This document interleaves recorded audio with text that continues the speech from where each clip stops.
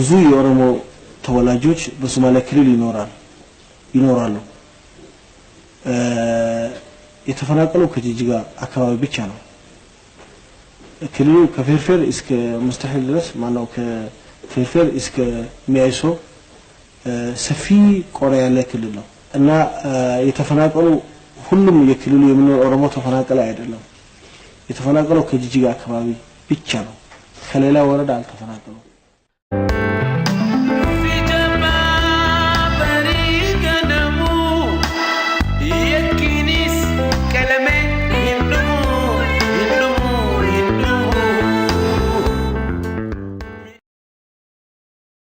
አሁን ደጋግመን የተፈናቀሉ ከሶማሊያ ክልል የተፈናቀሉ ኦሮሞ ከየት ነው የተፈናቀሉ ሲባል ከጂጂጋ